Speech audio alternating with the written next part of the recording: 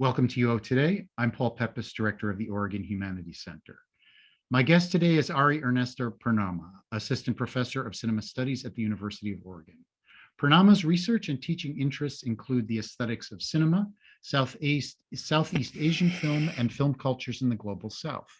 He focuses on the interaction between film style, the handling of cinematic techniques, and culturally specific patterns of communication and psychosocial behavior. Purnama is currently working on a monograph entitled Film Style in Indonesian Cinema 1939 to 2017. Purnama joined the University of Oregon in fall 2020. Thanks, Ari, for coming on the show. It's a real pleasure to have you. Thank you so much, Paul. It's a privilege to be here, and I've been very looking forward to be speaking with you. Great. So let's start with some background. Tell us a little bit about your background. It's an interesting story, and I'm sure our viewers would be interested to hear about it. Yes. So I was born and raised in Bandung, which is the capital city of the West Java province on the island of Java in Indonesia, just a city of 3 million people. And I grew up in the southern parts of Bandung, which is the suburbs. Now, when you think about the word suburbs in the American context, you think about, a safe and clean and affluent environment. In Indonesia, and I suppose in many of the global South localities, the suburbs is really where, things are rough and tumble. It's economically underdeveloped, and the area where I was living in was actually an industrial zone. So, instead of luxurious standalone houses, you see rows of factories manufacturing products for local brands. And, I had always thought that I would spend the rest of my life working in these factories. But I now always tell people that there are two things that really saved my life, and these were, on the one hand, underground music, and on the other hand was science. Not with a capital S, with a lowercase science, or scholarly pursuit that really enabled me to go to college and pursue a communications studies degree thanks to a scholarship. And in my mid-20s, I was again fortunate to get a scholarship from the Dutch government to go to the Netherlands and pursue a master's degree in film studies, and then subsequently to pursue a PhD degree in the Netherlands at the University of Groningen, as we pronounce it. And so I wrapped that up in 2019, and by 2020, then I've received this position at the University of Oregon, and I'm excited to be here despite the challenging times we've been having since the pandemic. Yeah. So can you tell us a little bit more about what led to your interest in film and filmmaking, how that became your area of focus? Yes. So film and television in particular were always been part of my life. I come from underprivileged background, so education was really out of reach, but television was always in our household, and film was always shown. So this medium became really the portal to the outside world to me. But I had never thought that, someday I would pursue filmmaking, and went on to study film as an academic enterprise. I thought, again, this was very out of reach. Music was actually my main interest, and I was in a couple of punk bands, and I produced my own records, and I actually wanted to become a recording engineer, but somehow that didn't pan out. And during the first and second years of college, I was exposed to many documentary films that were very fascinating, and one of them was this BBC documentary style film by an Australian journalist by the name of John Pilger, and he made a documentary on sweatshops in Indonesia called the new rulers of the world. Sorry, and this documentary really exposes, the ways in which these industrial zones were organized by global corporations in the global South, including Indonesia, and that really struck a chord with me because it really showed, how powerful the medium of film, visually and philosophically, to show what goes on behind the scenes of this people's lives and the way that an industrial zone was organized. So having watched that, and thankfully also because the punk scenes are filled with people who have really good taste in film. So I was exposed to Kubrick's 2001 Space Odyssey, to the Monty Python, for instance, and that kind of got me, became more and more interested in pursuing film. So hence this interest that came later. Yeah. So unusually, in comparison to many of your colleagues in the cinema studies program at the University of Oregon, you are a scholar practitioner. You study filmmaking, but you also make films. Tell us a little bit about how you understand the relationship between these two aspects of your professional identity. How do they benefit each other? How does it make you a better scholar to be a filmmaker? How does it make you a better filmmaker to be a scholar? Yes, this is really an interesting question. And I always love answering this kinds of question because you're right, it's very unusual. And as you know, the enterprise of film studies and the domain of filmmaking for a long time, and I would say to this day, are still pretty much separated, divorced from each other. I got interested in studying film from an academic standpoint, mainly because when I started making films, I felt that I lacked knowledge in how film works as an art form, how the film language works, especially visually. And I always joke that, the first few times I made films, I was always quote unquote bullied by my cinematographer because I did not know, whenever we set up a shot and my cinematographer would say, no, we place the camera here. No way, we're going to put a lighting fixture here. And I never understood why. And whenever I questioned, because, I was still a junior filmmaker, I always caved in easily. So I thought, you know what, I'm just going to study film academically to learn more about it. And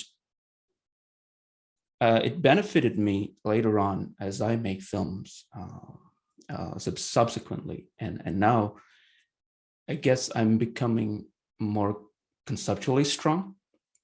And I always have a good rationale for, choosing a shot this way or a camera movement this way. So instead of choosing, let's say, an aesthetic techniques gratuitously, I'm more cognizant of what sort of effects that it can do to tell the story or to engage audience emotions, so to speak. And conversely, I think by engaging in filmmaking practice, my scholarship has benefited a lot from really on the set, in the field, just testing the theories that we've accumulated in film scholarship, and also enables me to recalibrate my ideas about film and also my film teaching also, because a lot of times, we encounter, for instance, textbooks on film, and I find that there are some concepts or terminologies that are pretty archaic that even filmmakers, do not recognize anymore. So we talk about film lighting, and we teach students, 3-point lighting system. Now, cinematographers don't use that terminology anymore. They use things like bounce lighting. So it really kind of updates, what we know about film through film practice. Yeah. That's fascinating. So let's start with your scholar side. So how would you characterize your approach to studying films as a scholar? If I use, let's say, the target model of my approach to film studies at bullseyes, this would be the attention to film aesthetics, or what some people call poetics. I guess I just want to know how really filmmakers use the techniques to tell story, to engage audience emotion, and the sort of the enabling circumstances that lead filmmakers to choose their techniques. And this could be from technology to artistic traditions, both within cinema and the adjacent arts, from literature to theater, and to social and political circumstances such as censorship. So that would be at the center of my inquiry to film. The outer layer of this concentric model would be my attention to what some call production studies or production culture, especially in the domains of, I guess, in the production terms, you would call this below the line positions. So, cinematographers, production designers, art directors, sound designers. So really folks who, I guess you would call craftspeople, that usually don't get the spotlight, in film studies, because obviously there's some historical institutional reason for this. Number one being that the legacy of the auteur theory places so much attention to the film director, and then forgetting, I mean, it's changing now, but a lot of times people attribute it to film directors as truly the creative geniuses, and forgetting that there's an arsenal, a team of people, creative folks that help film directors to achieve what they want to achieve. So the creative collaboration in this production circumstances that really interest me to study that. And at the outermost layer would be kind of the disciplinary awareness that I'm interested in studying. And that means I'm interested in looking at cinema studies as a discipline, how it has developed over time, and how it engages with social challenges of societal demands that we have in society, in our contemporary culture and climate. So I guess all of those combined, I'm looking at film not simply as an artistic object to study, but this whole ecosystem, you would say, of cinema culture or film culture. And that, I think, kind of describes my approach to film. That's really helpful. So let's talk about your monograph in progress, Film Style in Indonesian Cinema, 1939 to 2017. Can you give us an overview of the project of that book? Yes. So this book, the basis of the book is actually my dissertation on stylistic innovations in Indonesian cinema over the past 20 years. And the title, 1939 to 2017, is actually an editorial decision that the publisher and I discussed. But the bulk of the work really focuses on the films made between 1998 to 2017. And the reason why this period is so interesting, because Indonesian cinema history is a history of boom and bust cycle. So film production began officially in 1926 during the colonial era, because Indonesia, which was known then as the Dutch East Indies, was colonized by the Netherlands. So the cinema industry went through cycles of, ups and downs and peaks and valleys. And it reached its golden age in the 1970s and 80s, but by 1990s, the popularity of local films waned and production plummeted for a number of reasons, because television was becoming more popular and there's a lot of regulations that really didn't make sense to filmmakers, and also because the ways in which the film industry was organized was so heavily politicized in a way that, you know, the organization of the cinema labor was governed by a government institution that attempted to ferret out communist sympathizers, for instance. So it was very stifling. But the 90s, after the Asian financial crisis and beginning in the 2000s, and thanks to the development of digital filmmaking technology, the industry underwent a significant revitalization thanks to the works of the new generation of filmmakers. So I'm interested in really knowing what happened there, you know, what made Indonesian films became popular again among the local audiences. Now, I'm not saying that Indonesian films have now become, you know, what we call in Indonesian,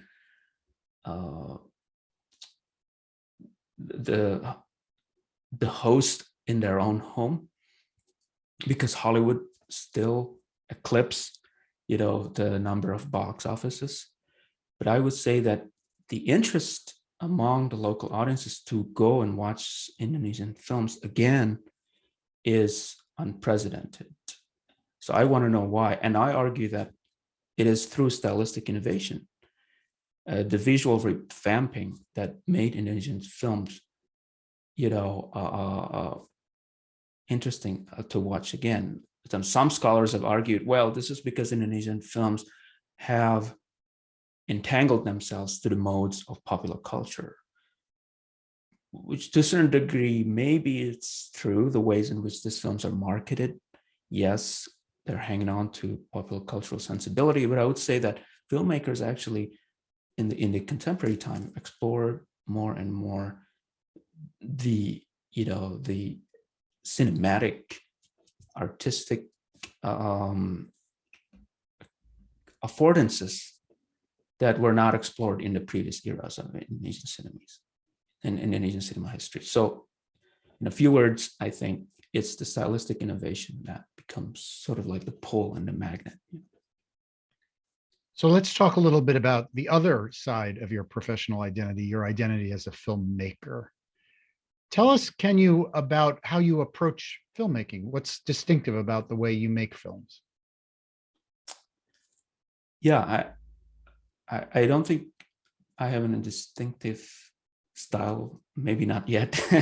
I'm still learning. But I would say the process itself, if there's anything that is distinctive about it, I think the word organic here is very appropriate, because usually I don't have a fully developed script. So I would work with, sometimes I work with a title and a line, and I would work with my creative collaborator who's a screenwriter. And then we already cast people. And during the casting, we develop the story together collaboratively. And so this organic approach, the filmmaking, rather than having a you know, a predefined set of storylines that we wanted to shoot, I tend to let things flow organically. And the second thing, I guess, that distinguishes my filmmaking is that, as you know, in film production, the norm would be that to shoot things out of order, obviously, because, you know, there's some logistical exigencies that force film producers to shoot it that way to be more, you know, efficient. But I love to shoot things chronologically, according to the order of the story that is presented on screen, because by doing so, I think the emotional arc or the story arc or the character arc flows more to me more naturalistically. And I know it makes it more expensive, but I mean, I don't spend, I mean, the most expensive film I spent, I think the budget was like 300 euros or 500 euros. So there's not a lot at stake to do it that way. But yeah, I think those two traits really distinguishes my filmmaking. So why don't you tell us about one of the films that you've made? Yes, so the short, so far I've only made shorts as far as narrative fiction film is concerned. And the first short film, which the film that I'm still to this day most proud of, is it's about an intergenerational conflict between the first generation Dutch Indonesian diasporas, because in the Netherlands, because of the historical connection, you have many first generation Indonesians who moved to the Netherlands. The story is about a grandmother and a mother who's in her 70s or early 80s, who's about to get sent to a nursing home by her children. And that's where the conflict comes in, because she expects that her children and her grandchildren would take care of her in their own home, because, you know, in Indonesian culture, that's just the common way to have multi generations of people living in the same household. And, you know, parents are not sent to the nursing home. In fact, the concept of nursing home is alien and doesn't exist. So the film is called Our Attachment to Rice, because rice symbolizes that, you know, the collective familial setting of Indonesian household. And this film was actually shown and premiered at the Cinema Asia Film Festival in Amsterdam.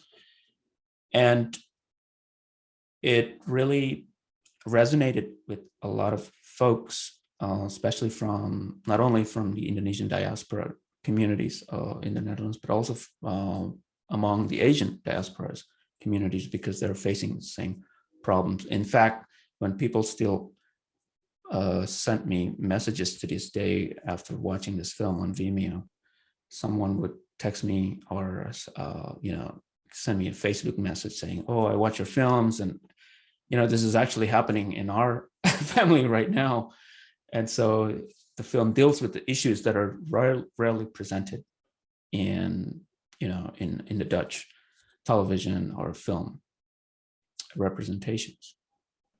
So if our viewers wanted to watch the film, they would put your name into Google and go to your Vimeo site. Is that right? That's correct. That's correct. Not on So, YouTube, Vimeo. so I would recommend that people do it. It's a great film, and your other films are also very interesting and fascinating to look at.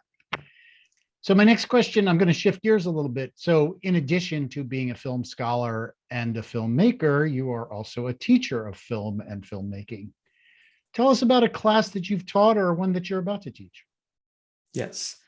I have to clarify first that I'm not teaching filmmaking courses here, film production course. So most of my courses are, let's say, scholarship oriented or academic oriented.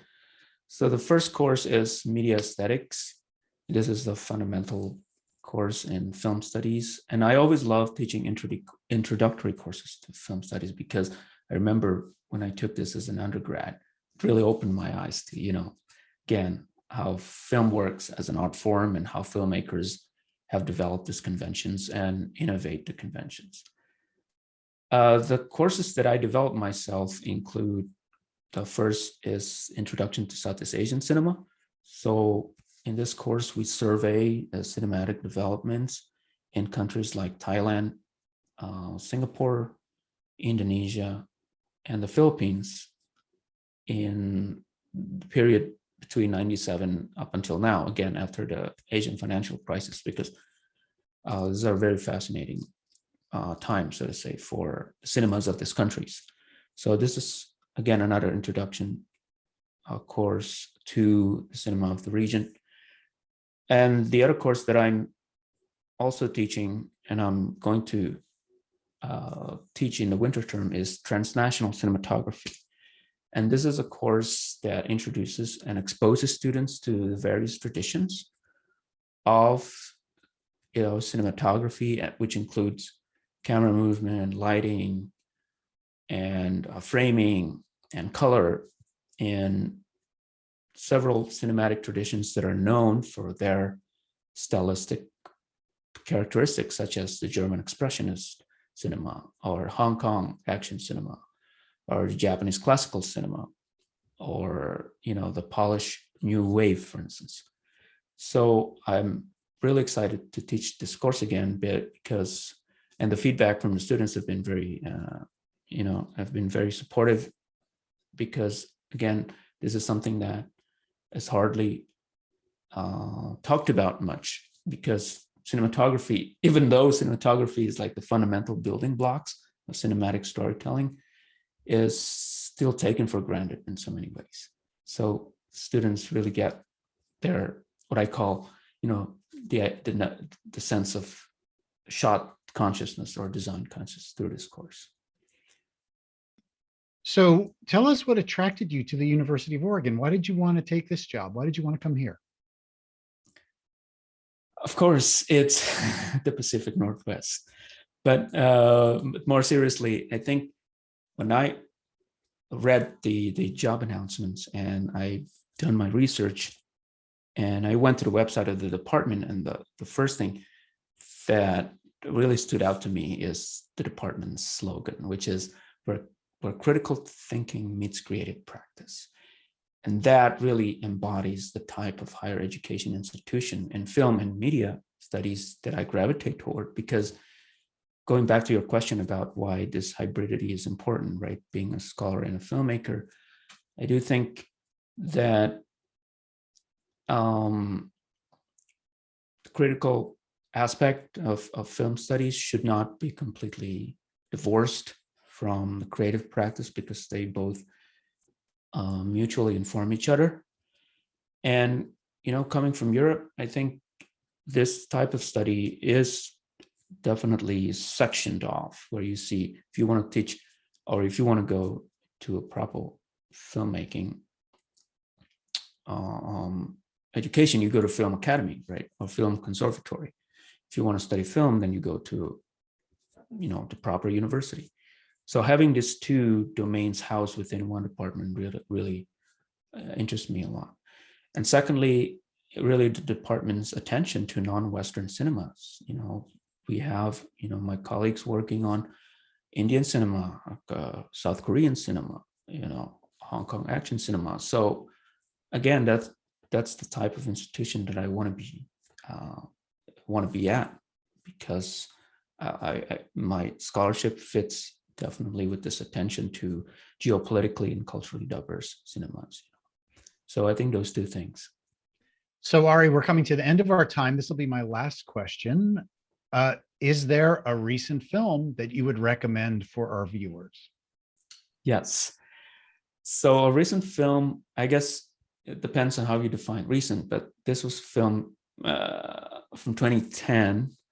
But I would recommend people to watch it because it's very fascinating. It's called Who Killed Captain Alex? And this is a low budget action film that's promoted as Uganda's first action film. And you can actually watch this on YouTube. I think it has garnered about 6.5 million views on YouTube since they put this on this platform. But what's so special about it is, you look at the special effects in this film, you would think, wow, it's so crude. But I would argue it is really the sincerity of the intention of the film, because the filmmaker, his name is Isaac Godfrey Jeffrey Nabwana.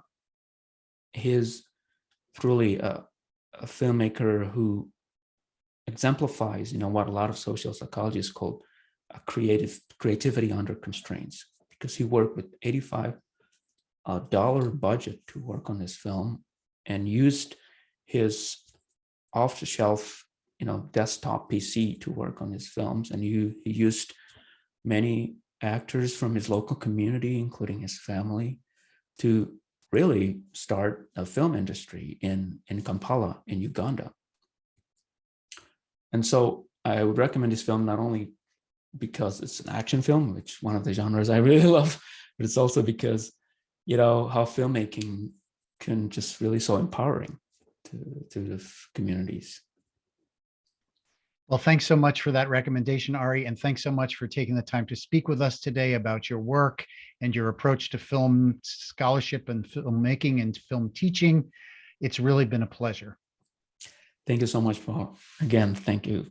It's a privilege to be speaking with you. I've been speaking with Ari Ernesto Purnama, Assistant Professor of Cinema Studies at the University of Oregon. Thanks so much for watching.